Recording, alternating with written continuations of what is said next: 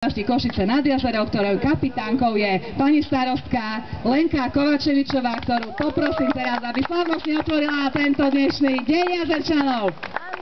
Ďakujem pekne, tak všetkých vás, milí priatelia, srdečne vítam na Dni Jazerčanov a všetkých, ktorí sa cítia v našej mestskej časti ako doma. Neviem, či ste počuli, že máme dobré vzťahy a kontakty, pretože to počasie je naozaj krásne, úžasné, takže ďakujeme tam hore zaňho.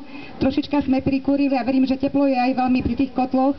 Keď sme spomínali generálneho partnera, tak ja chcem poďakovať ešte väčšiemu generálnemu partnerovi a toto sú všetko tie týmy, ktoré tu dnes sú, súťažia a prišli z vlastného, zakúpili produkty, aby sa mohli pochváliť, ale aj vás občerstviť, takže im patrí veľký potlesk, veľká vďaka.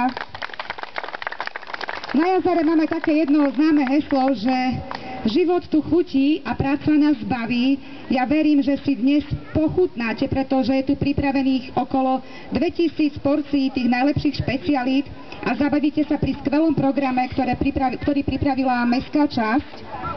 Samozrejme, varí aj mestská časť guláš, varí fazulovicu, no a nebolo by to také úžasné, keby starostka nemala ten najlepší tím. Takže, milé dámy, milí páni, z hlboko poklonov vám veľmi pekne ďakujem za to, že ste a že za to, aby tento dnešný deň, držme si palce, aby naozaj dopadol veľmi dobre.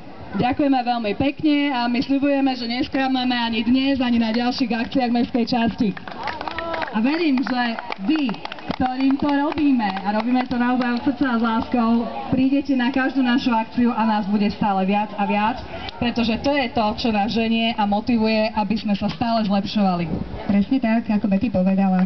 Takže šup týmy do toho, aby sme stihli dovariť a všetkých občerstviť. Áno, ja pripomeniem, že žetóniky, ktoré dostávate, potom odovzdáte tomu družstvu, ktoré je vám najsympatickejšie, alebo pripravil podľa vás najlepšiu špecialitu a na záver, alebo okolo stredu programu budeme vyhodnocovať, máme krásne ceny pre tieto družstvá, takže hor sa do varenia a my začneme.